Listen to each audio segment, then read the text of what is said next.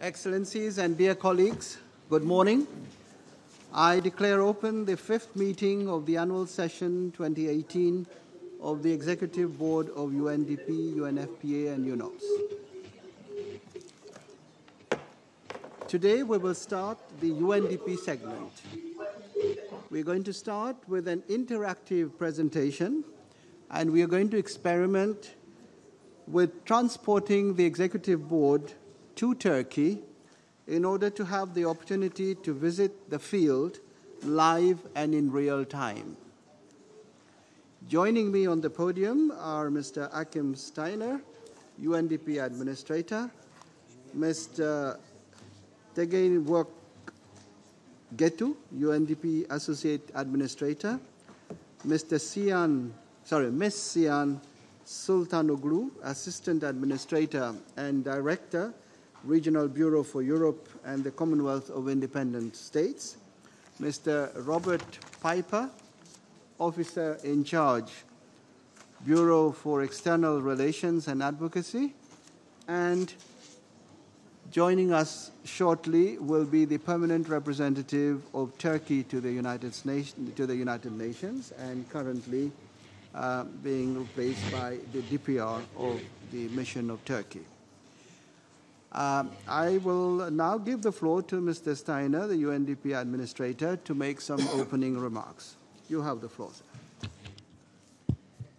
Thank you, Mr. President. Excellencies, ladies and gentlemen, dear colleagues, good morning to all of you and welcome to our annual session of the UNDP Executive Board.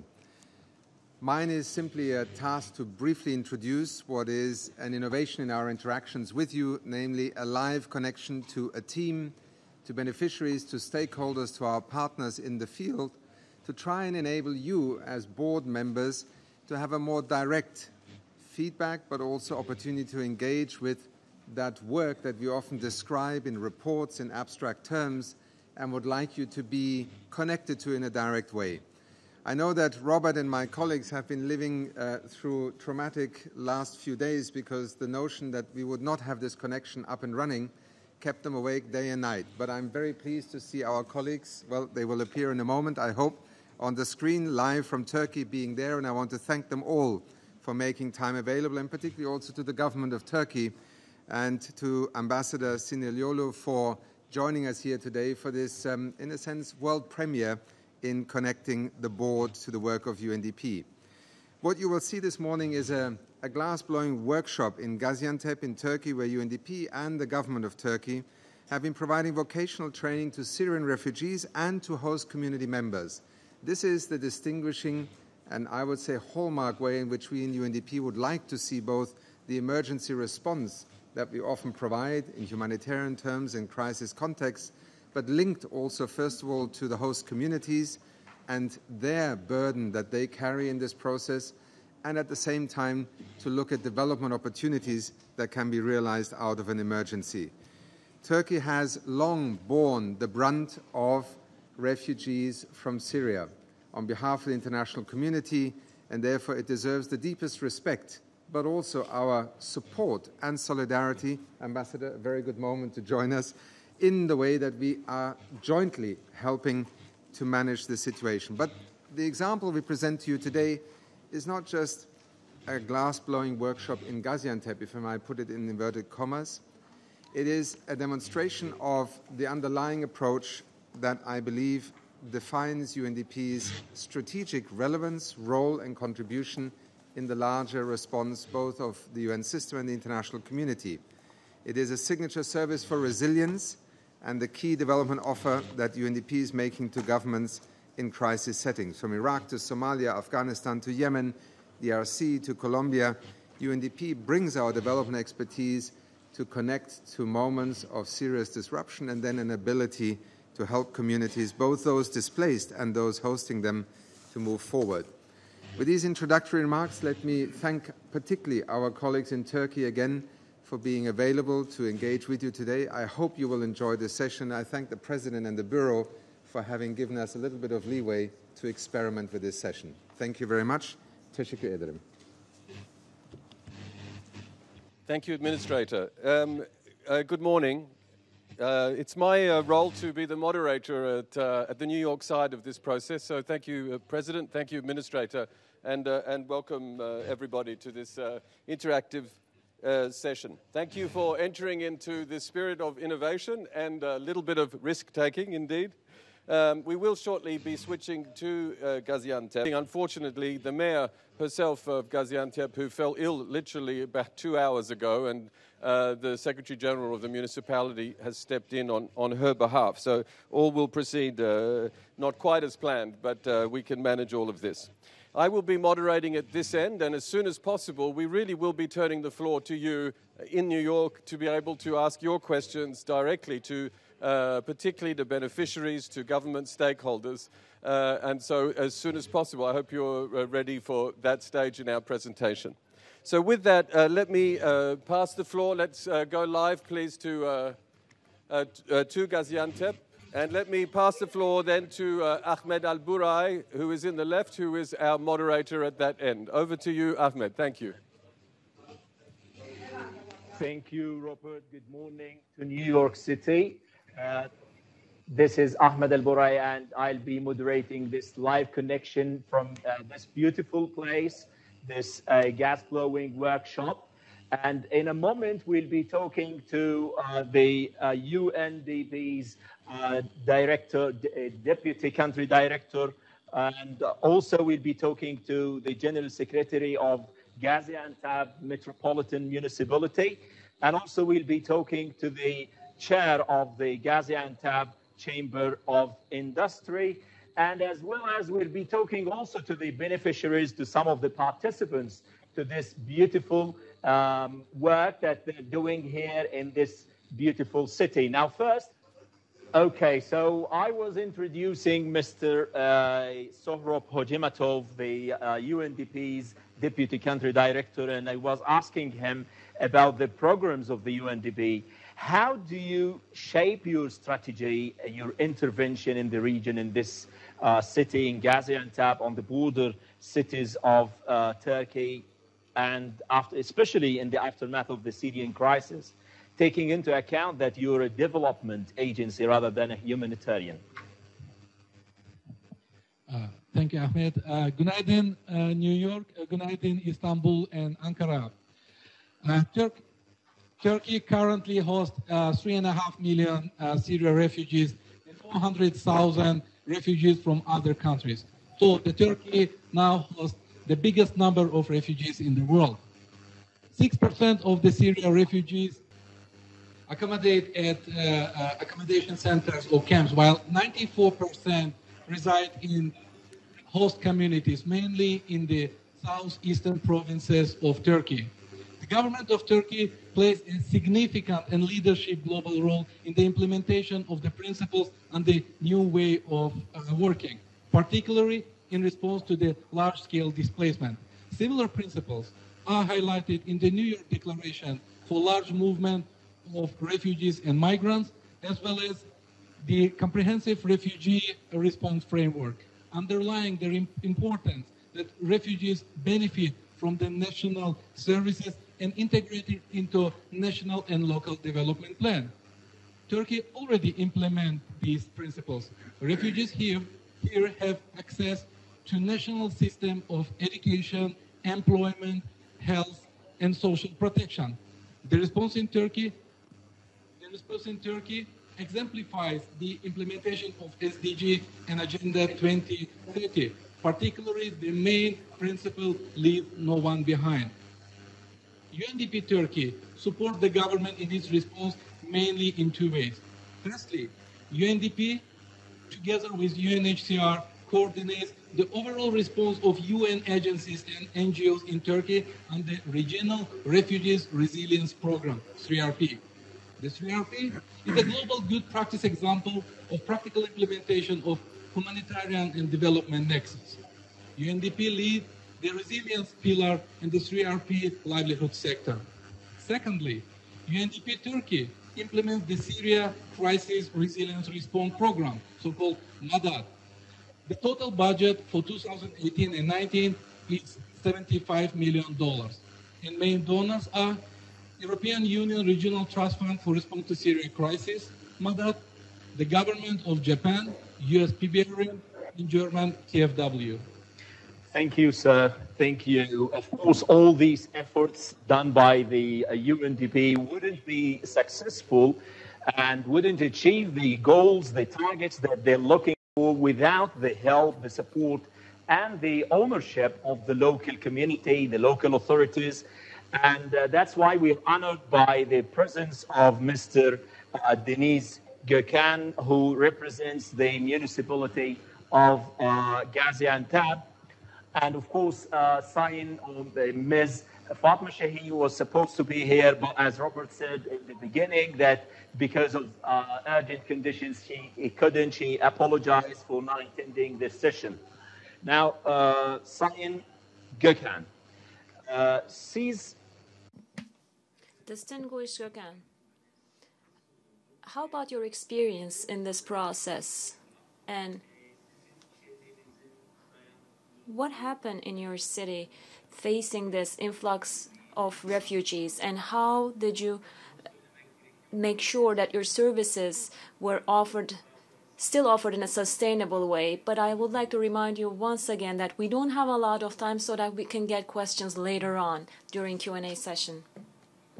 But you asked me such a big question, I'm going to, I guess, need more time. But thank you very much, everyone. Good morning. There are two parts to migration. So we're talking about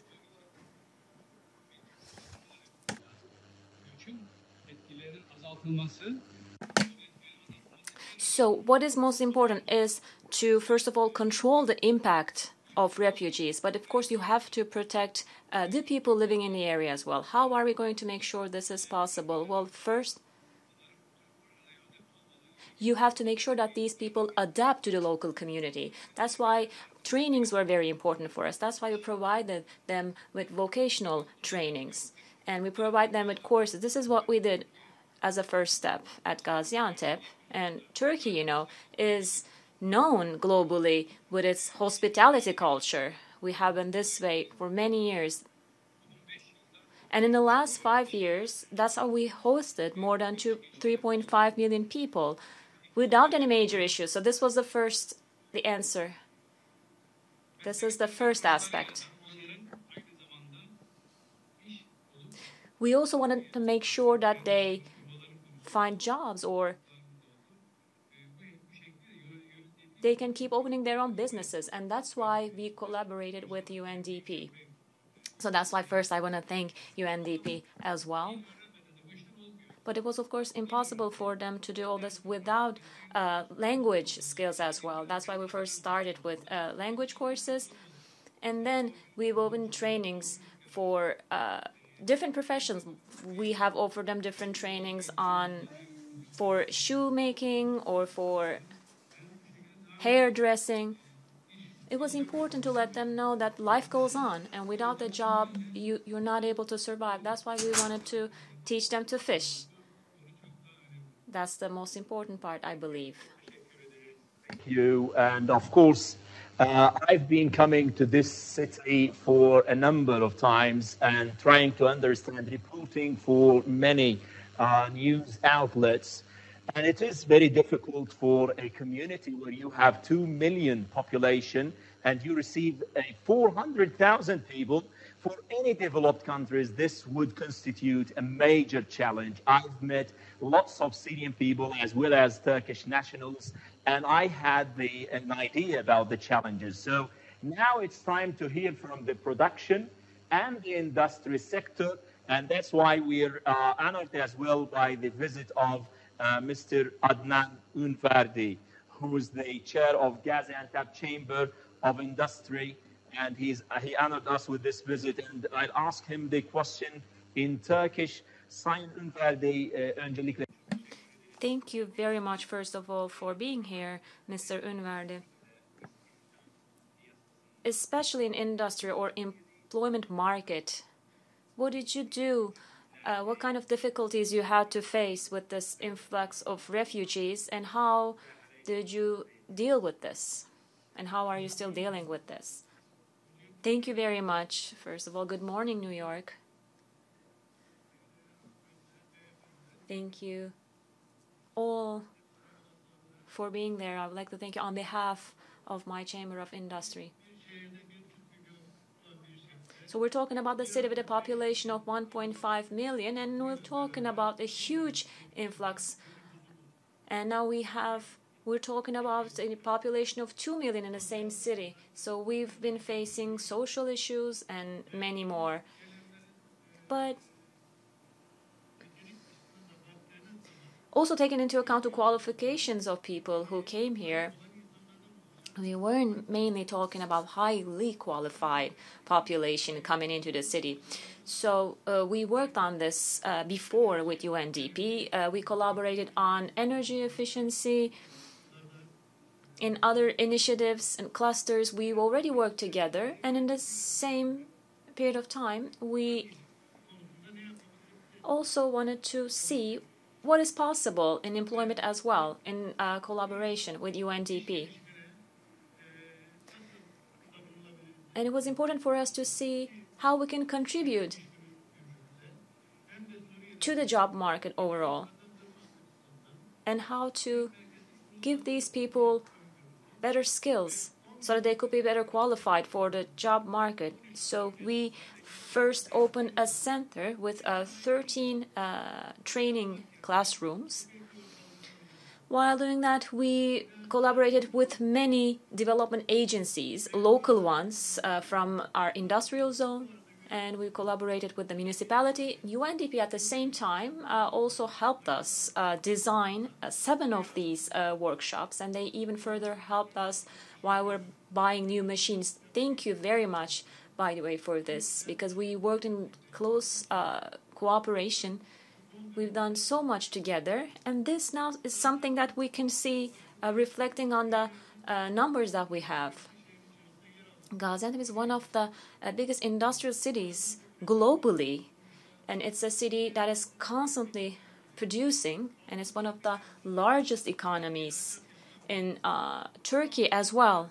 A big exporting city that we're talking about, more than $6.5 million, but we were still in need of a qualified workforce. So this center has been very helpful. Now we have a qualified population, and this is also has been a positive contribution to our own workforce in the city. So thank you very much. Of course, all these efforts will be faced with challenges, but as President Erdogan always says, durmak yok, yola devam. Okay, so thank you. Now back, distinguished members and guests of the Executive Board, I'd like to give you a brief tour around the place here. And as you can see, these are the materials that the participants, the beneficiaries are producing. If here in this place, you have the raw materials that the participants will use and melt to produce all these elements, all these items for sale that make different types of products like ornaments, like souvenirs, like bracelets, necklaces. And the most interesting thing for these women is how they promote and market their products. I've been told by many of them that they're using a social media platform, Instagram, to promote these products and sell them. Of course, this is in addition to the conventional way of selling these products. Now, the most important thing, as I told you, that some of them have come from Syria with having nothing to do. They cannot generate any kind of income. And hopefully now they have the chance to generate their own income and their own living to support their families. And that is the unique experience we're having with this kind of project. Now, I'll start giving you more perspective by introducing one of the participants. Her name is Rania Mamik, and she is Syrian. Now, Rania, it's a clean name. رانيا أنت سورية وجئت من سوريا قبل فترة في إمكانية Thank you very much. I come from Syria. would it be possible for us to hear about your experiences and your plans?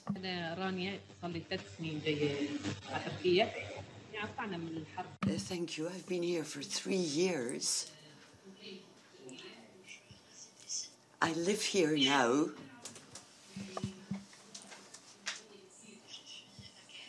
I fled the war and an extremely difficult situation. When I heard about this particular project, I really wanted to come.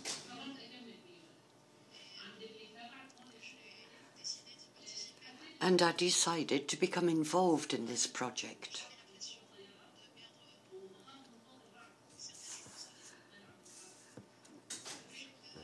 I am still scared of very loud noises because of my experiences in the war. Now, this project is a short-term one, but it's extremely helpful. It enables me to support my family. It's a very commendable effort, and this project has made it possible for me to have an income. Thank you. Now let's listen to some of the Turkish nationals. Esra Sayın. Şimdi Esra Hanım, siz... Now, Miss Esra, you're a Turkish citizen, and you are working right now here with your with Syrian friends, and now you acquired new skills here. How were those skills helpful to you? Do you think they will be helpful for you in the future? This was a hobby for me to begin with. I always loved working on glass, but I wasn't sure if I could work on it this much and thrive this much. This brought so much to me. Psychologically, it helped me a lot in my personal life, but also in my work life as well. Right now, I sell these glass objects through social media, Instagram account. I work on lamps and I sell them. So this was very helpful for me. Now I started this new line of business. And in this training, I had great interactions with my new Syrian friends. I learned a lot from them. They learned something from us. So we got to know one another better. This was very helpful. But of course, this was important as well. But personally speaking, the most important impact has been in my work life. Because now I can sell through my products through Instagram. But of course, I hope I can keep doing this in the future because I know the time is limited and I'm not sure if we're going to have these courses in the future as well. But if it's possible, I'd be very happy. Now, this is also another Syrian guy. His name is Hussam, and he also benefited from the programs of the UNDP. So, Hussam Bayazid, أنت سوري. Hussam, you are Syrian, and you also engaged in some courses. How did these courses or workshops helped you? And talk to us about the experience that you gained as well. First, good morning from Aleppo, from Gaziantep, and from the people of Aleppo to the people in New York. As you said, I came from England to this place. I had 2 courses through the UNDP. The first one is marketing, and the second one was in foreign trade. So this provided us opportunities for us as Syrians to know the Turkish market, because there are differences between markets. And we started with local Turkish companies and also international companies that are in Istanbul. And in 2017, in June specifically, I had the immigration opportunity to Canada, but I rejected it. I decided to stay here because of the programs of the UNDP. I know some beneficiaries who benefited a lot from these programs. I'm talking even about academic people with university certificates and grades. They benefited from these workshops, and especially with regard to the foreign trade. Also, there are programs provided by vocational schools. So this also helped Syrian academics who are residing in Turkey. I'm focusing on academic people who can benefit from this guidance. Syrian guy who decided to leave or to abandon leaving to Canada and staying here in this city, and also a Turkish national who is gaining income and making a living from this kind of workshop, to this Syrian woman who is relaxing by doing this job.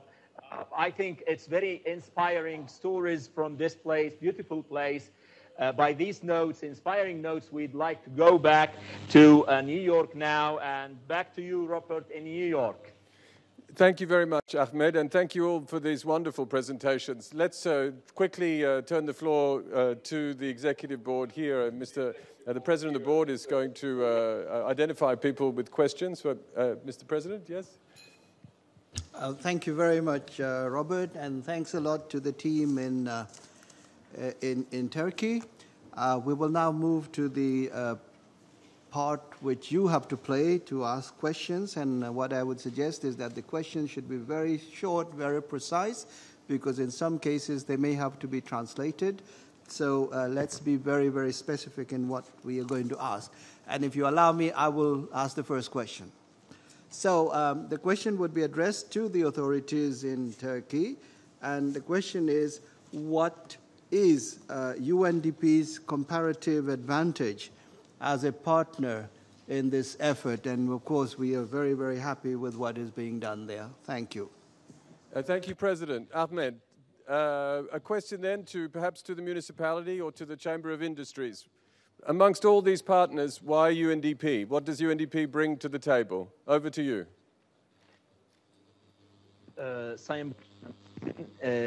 Size göre. Why UNDP? What's the advantage with UNDP? What was the contribution you think for them? Why did you pick them as a partner in this? It was easier, less procedures to follow, fewer, because here usually when you are working with people, when you're serving people, it's important to act really fast. You can't tell these people you have to wait 3 days for food. You have to act really fast. That's why it's important to have a quick response and fewer procedures or less bureaucracy. That's why we wanted to make all these projects possible.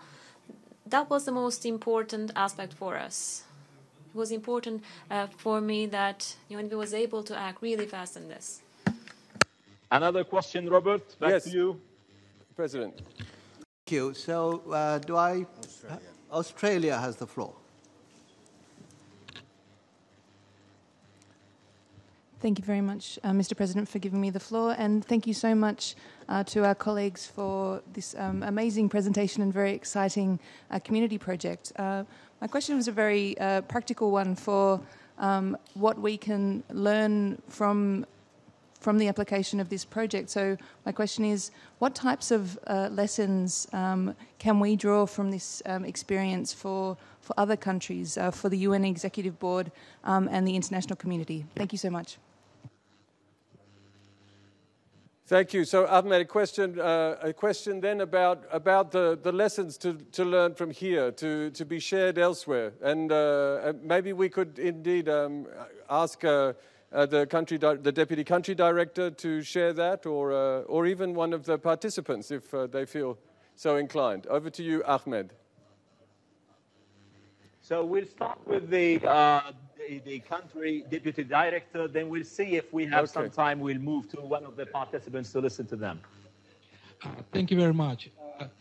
The major and the main lesson learned is that we have established resilient-based development mechanism, and it was really good because we engaged different stakeholders and we provided integrated services, which consist of different angles about the vocational training as a skills training, then the language training, and also the job creation and integration of the Syrian refugees to the host community.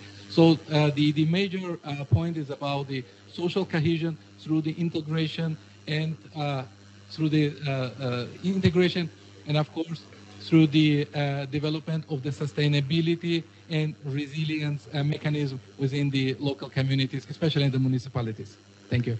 Thank you, Sukro. Okay, now let's have also Hussam wants to say something. Hussam is one of the participants, and he wants to add about the lessons that they could be applied in different countries. What are the lessons that you have learned? What is the best thing that you have learned and that can be applied in other countries or other regions?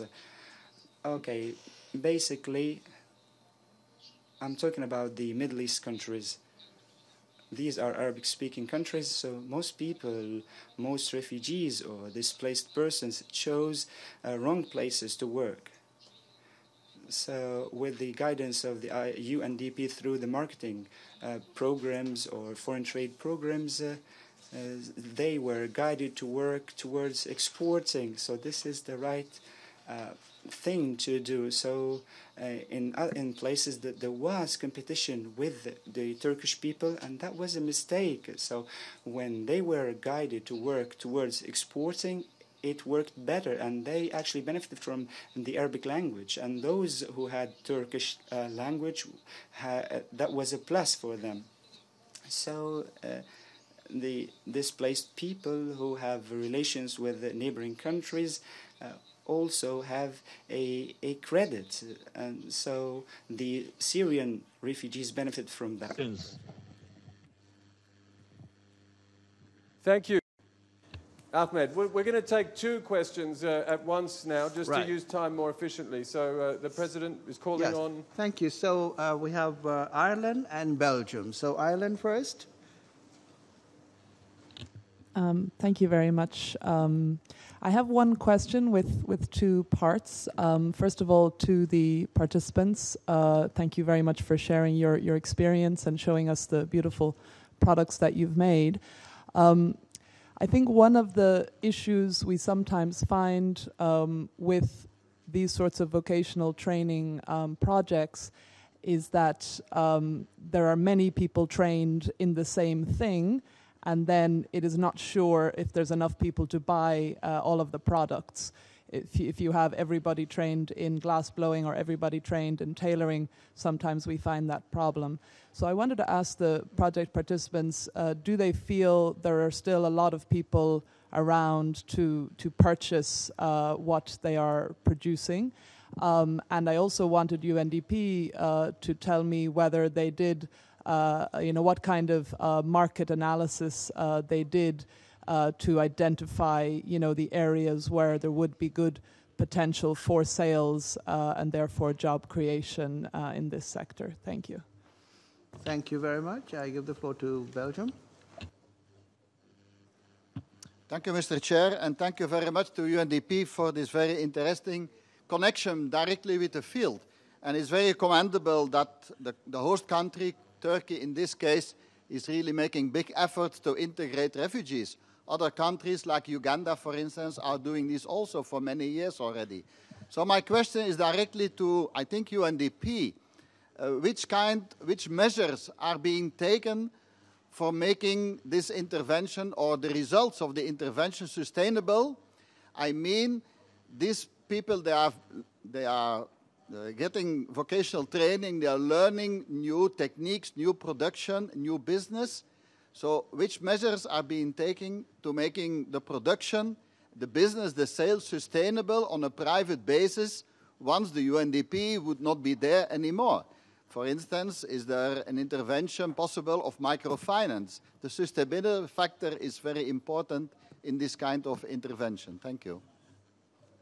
Thank you very much. Over to you, Robert. Thank you. And let me just draw your attention. On your desk is actually some samples that we brought over from the workshop, which are sitting on your desk right now.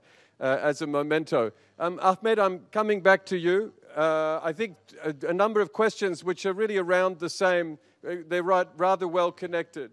Really, one of which is, the market environment for this. Firstly, are we sure that there is enough demand for these products? Did we do our homework to make sure that there would be enough demand, not now, that to in the short term, but also for the long run? How do we make sure these jobs continue beyond the lifespan of just one project? Over to you. Okay, Robert, thank you. So we're going to be hearing from one of the beneficiaries and also from the chair of the Chamber of Industry as well, to get more perspective and to draw the picture.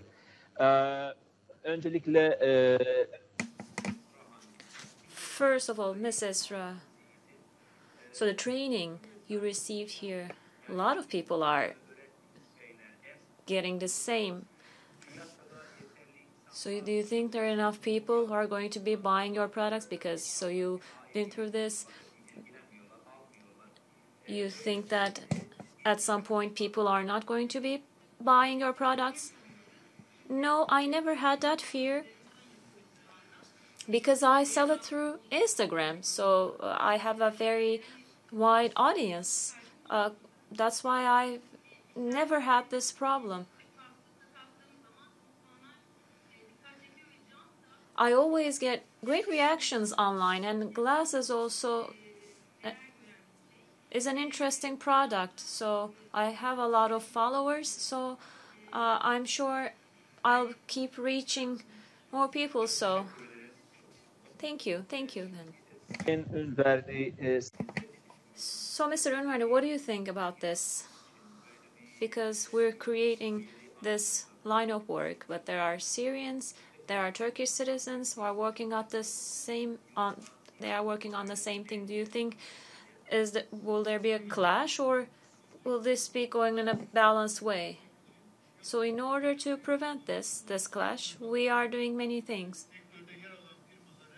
So the companies who are operating on this sector,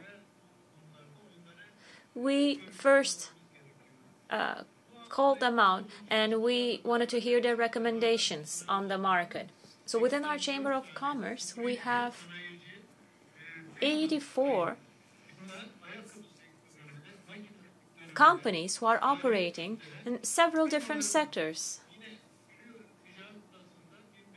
And we have more than 1,500 small people who are operating in small shops, and we're talking about more than 1,500. In my own center, in my own training center, last year, I provided trainings more than 1,700 people. And more than 100 people were trained through a collaboration program with international bodies. We also trained more than 100 people with our collaboration with UNDP. We also had Syrian people. 35% of them are currently still working. They are currently working in different companies. These efforts pertain to 2017. But for 2018, in the first 4 months, we are collaborating with an international employment company, and we started giving out new trainings. But we did something different this year. We said, after training them, once they move out and once they start working for 6 months, we decided to pay for half their salaries.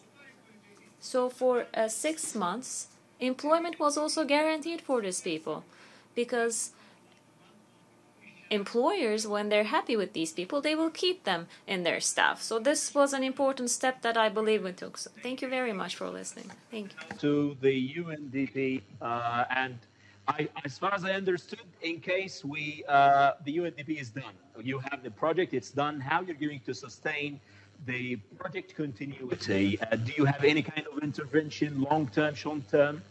Final word. Thank you. Thank you. Thank you, Ahmed.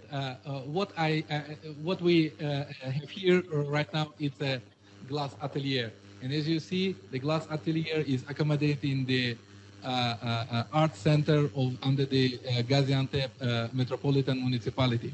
This is one of the signs of the sustainability, because this project has already integrated into the municipality investment program, so the sustainability is already ensured. Regarding the issue about the sustainability overall of all of our components, it's mainly about the pre-feasibility and comprehensive assessment we made, because all of our interventions are based on the demand-driven, not based on the information we are receiving or feedback we are getting from the Syrian refugees, but mainly it's about the business, and business is giving us the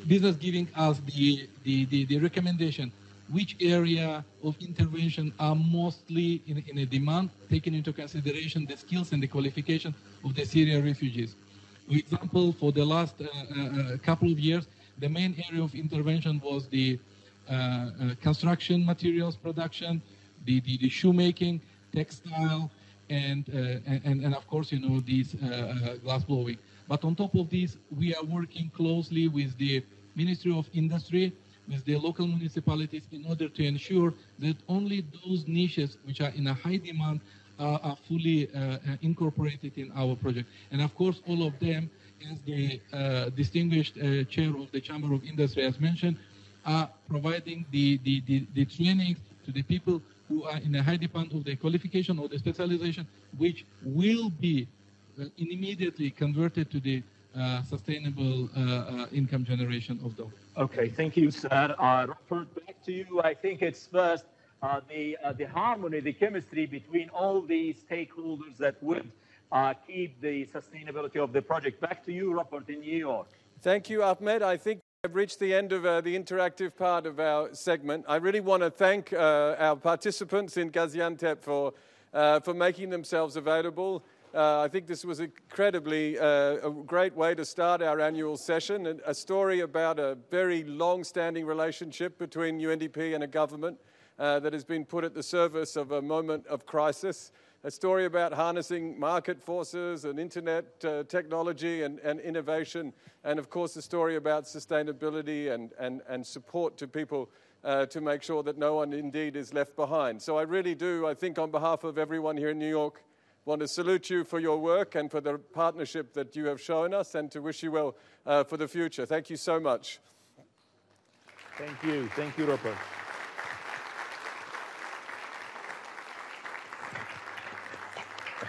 And with that, let me pass the floor back to the President of the Executive Board to bring us this session to a close. Thank you, President. Thank you very much, Robert, and let me join my voice to you to thank the team in Gaziantep for the excellent work that they are doing. This has been the first time we are having this kind of a session, and let me announce already that tomorrow we are going to have another transportation. This time it's going to be to Senegal, and we'll look forward to your participation in that. So before we conclude this segment of this program, let me invite His Excellency Mr. Feridun Hadi Sinirlolu, Permanent Representative of Turkey, to make some remarks. Ambassador, you have the floor. Thank you, Mr. President. Thank you, Administrator Ahim Steiner. I also would like to thank all those participants from Gaziantep today for sharing their first-hand experiences with us. As pointed out by Administrator Steiner and the guest speakers, Turkey, since the beginning of the Syrian conflict, has not only provided a safe harbor for Syrians, but also mobilized all its resources so that there is no lost generation in Syria. This approach stems from our firm conviction that once a viable political solution is achieved, Syrians will return to their homeland to rebuild their country, a new Syria. Therefore, education and vocational training to build resilience and self-reliance of Syrians have been our key priorities. We have been working closely with UNDP and other UN partners in this area. What we have learned today is a testimony how the UNDP could make a difference in the lives of so many. Therefore, I would like to thank particularly Administrator Steiner for the good work they have been doing for the Syrian refugees. Syrians have free access to education, health, and many other services in Turkey. We have mobilized both our central and municipal resources to that end. The province of Gaziantep, which we virtually visited today, is a prime example of the latter. There are other provinces which shoulder a responsibility heavier than their own weight. The province of Kilis now hosts more Syrians than Turks. Of the 3.5 million Syrians in Turkey, only 215,000 live in camps today. This amounts to less than 7% of the total. Most Syrians live in urban areas across the country, are well integrated into the society and have access to job market. So far, over 300,000 Syrians attended technical vocational training and language courses provided by Turkish authorities. Around 620,000 Syrian children are enrolled in schools. In the last 2 years, the enrollment rate more than doubled and reached 65%. Our aim is to make it 100%. And we look at the international community for greater responsibility sharing to this end. Turkey, including municipalities and Turkish NGOs, spent almost $31 billion for the well-being of Syrians since the beginning of the crisis. This is a dramatic figure. Everything I shared with you today underlines that the scale of the Syrian crisis requires a genuine burden and responsibility sharing by the international community. I do not want to conclude on a pessimistic note, but it is disappointing to see that we still need to call on our partners to contribute to the efforts of Syria neighboring countries. It is our moral responsibility to make sure that every Syrian child, woman, and man can look to the future with the same amount of hope that we do. Again, I would like to thank UNDP, and I hope that their work will inspire others. Thank you.